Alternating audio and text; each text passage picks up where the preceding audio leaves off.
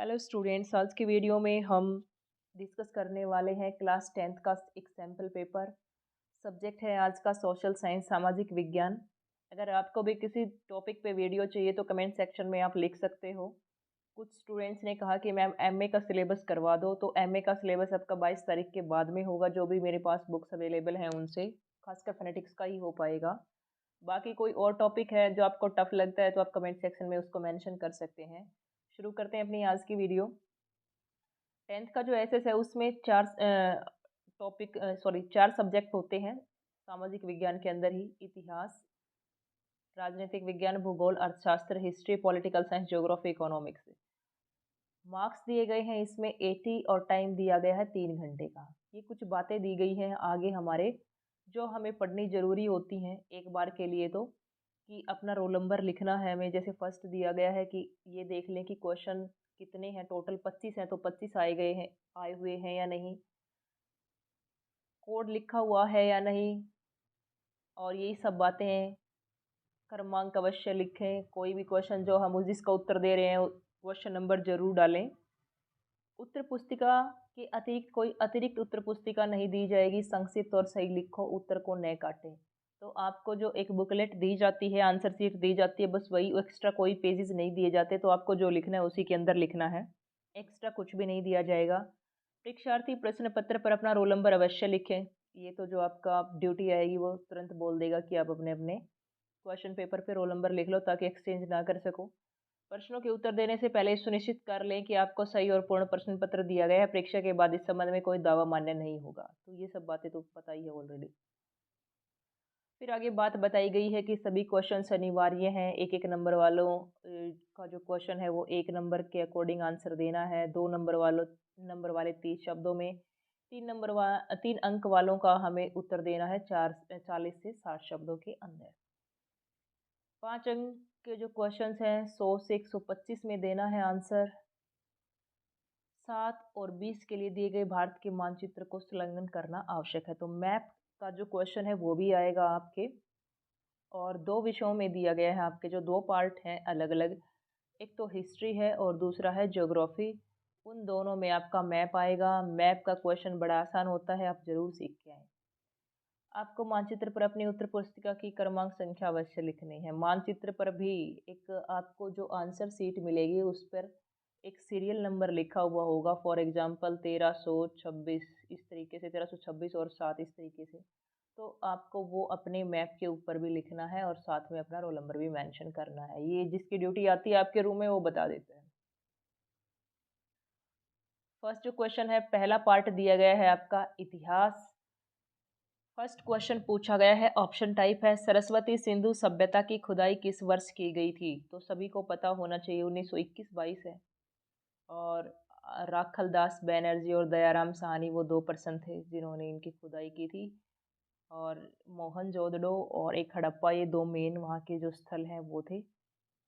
दोनों की अलग अलग ईयर में हुई थी, एक की 1921 में हुई थी और एक की 1922 में। तो आप ध्यान से अपना उनको लर्न कर ले, 21 वाले को भी लर्न कर लें ढंग से, और 22 वाले को भी। आपको पता है इसमें से क्वेश्चन शॉर्ट भी आते हैं और लॉन्ग भी आते हैं इस चैप्टर में से। सरस्वती सिंधु सभ्यता के नगरों में क्या क्या विशेषताएं पाई जाती हैं?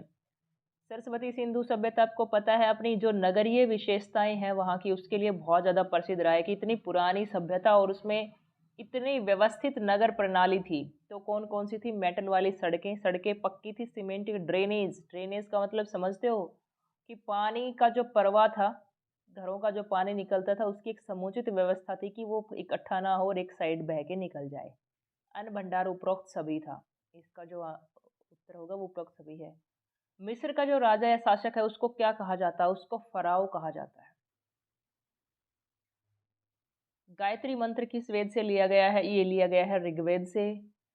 उसके बाद लॉन्ग क्वेश्चंस आपके शुरू हो जाते हैं। सभी स्टूडेंट्स, बेटा आपकी डेट शीट आ चुकी है और आप बहुत बढ़िया तरीके से तैयारी करें। आपका यही 1 महीना लगा लो, 1 महीना है खूब मेहनत करने का। इसमें जितनी मेहनत कर सकते हो पूरा अपने सारे एफर्ट्स लगा दो, दिन रात एक कर दो। सरस्वती सिंधु सभ्यता के नगर नियोजन की मुख्य विशेषताएं क्या थी? आ गया लॉन्ग क्वेश्चन भी। गौतम बुद्ध के 4 आर्य सत्यों का वर्णन कीजिए। 4 सत्य बताए थे इन्होंने, कौन कौन से उनका पालन करना चाहिए हमें। मध्यकाल में भारत में किसानों की स्थिति कैसी थी? ईसाई धर्म और इस्लाम में क्या समानताएं हैं? भारत पर साम्राज्यवाद के सकारात्मक और नकारात्मक प्रभावों का वर्णन कीजिए। ये 5 नंबर का क्वेश्चन है और इसी में चॉइस दी गई है सरस्वती सिंधु सभ्यता के पतन के कारणों का विस्तार से विस्तार से समझाएं। आपका मैप आया है इसमें 3 मार्क्स का। हड़प्पा, तराइन और झांसी, इन स्थानों को हमें जो मैप आएगा इंडिया का उसके ऊपर दर्शाना है। तो आप मैप का क्वेश्चन भी जरूर करें। उसके बाद राजनीति शास्त्र वाला पार्ट आपका शुरू होता है। फर्स्ट है ऑप्शन टाइप, 5 क्वेश्चंस पूछे गए हैं और उनके नंबर ये यहाँ पे लिखे हुए भी हैं।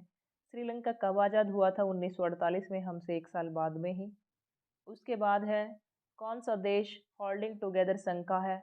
ये 2 संघ होते हैं, होल्डिंग टुगेदर और दूसरा होता है कमिंग टुगेदर। तो आपका जो राजनीतिक कौन सा, आई थिंक ये चैप्टर है होल्डिंग टुगेदर संघवाद, फेडरलिज्म वाला जो चैप्टर है उसमें आप इस कंसेप्ट को क्लियर करें कि होल्डिंग टुगेदर में क्या विशेषता वाले, कौन से विशेषता वाले देश होते हैं और कमिंग टुगेदर में कौन से विशेषता वाले देश होते हैं। भारतीय जनता पार्टी का गठन किस वर्ष हुआ था?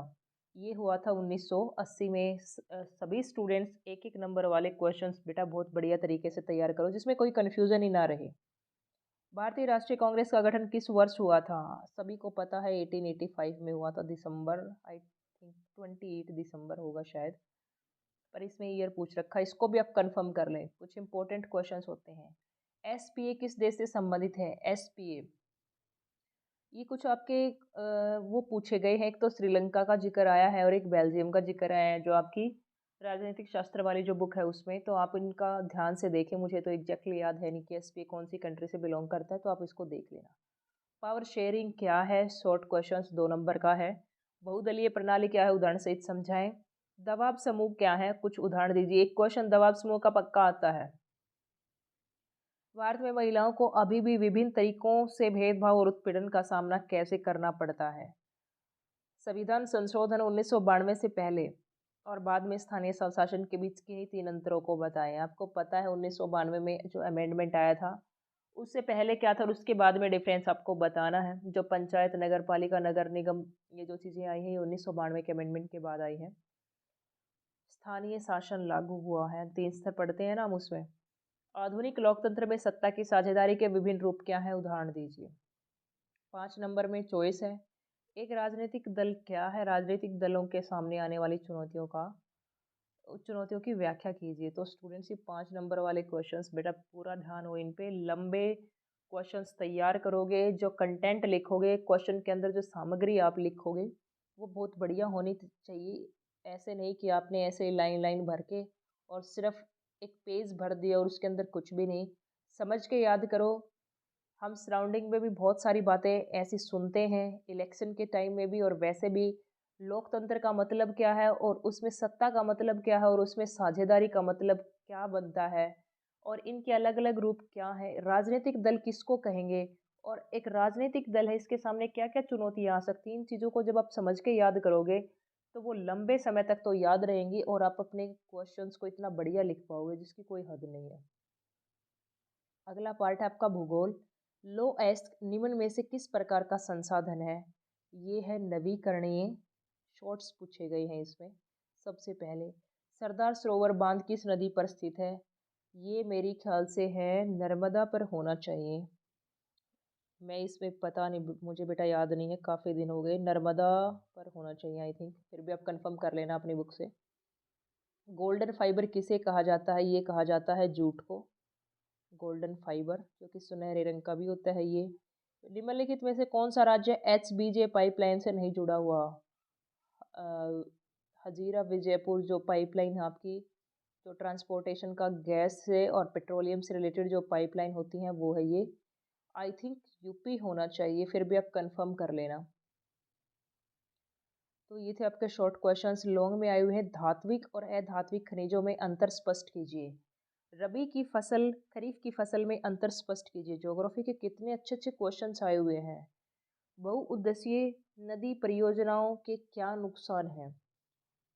नदियों पर जो डैम बना दिए जाते हैं, उसके बाद जो झील है वो बन जाती है, डैम बनाएंगे तो उसके बाद में। तो डैम से तो बिजली बनाई जाती हैं, और जो रिवर्स के जो नदियां हैं उनके बाद में जो झील बसती हैं उसमें मछली पालन भी किया जा सकता है।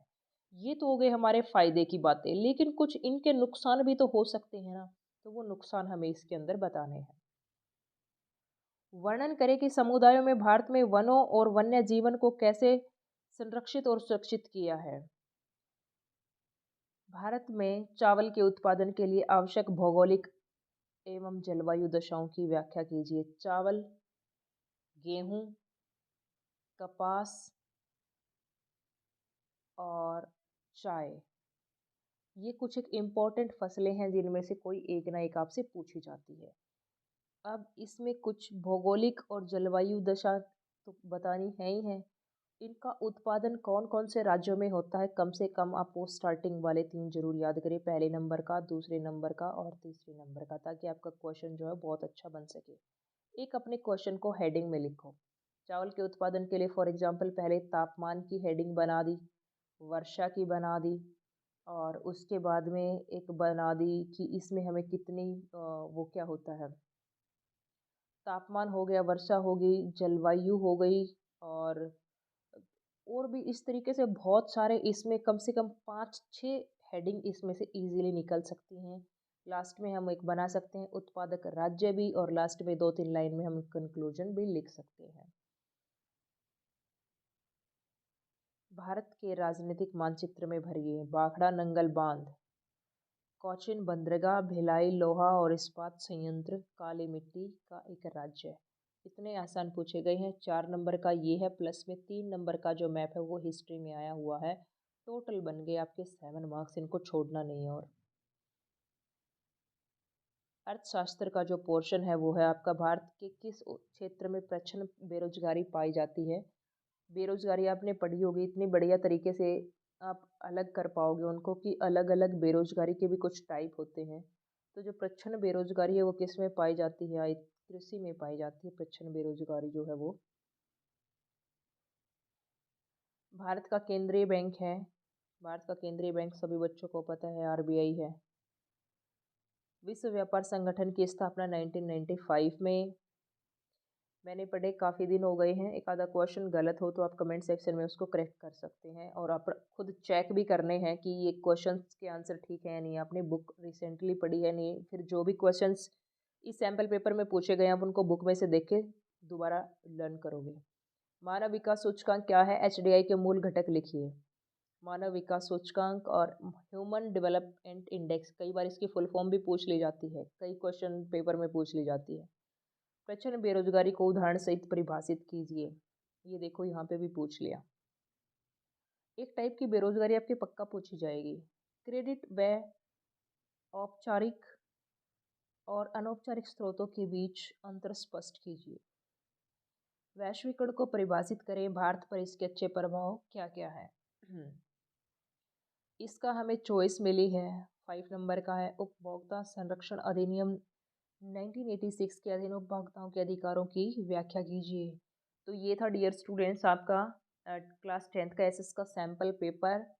अगर आप किसी और भी सब्जेक्ट का सैम्पल पेपर चाहते हैं तो कमेंट सेक्शन में लिख देना। इंग्लिश की प्रिपरेशन में अगर कोई आपको प्रॉब्लम आ रही है तो वो भी आप कमेंट सेक्शन में लिख सकते हो। वीडियोज़ को शेयर कर देना, और वीडियोज़ हेल्पफुल लगती हैं तो चैनल को सब्सक्राइब कर लेना।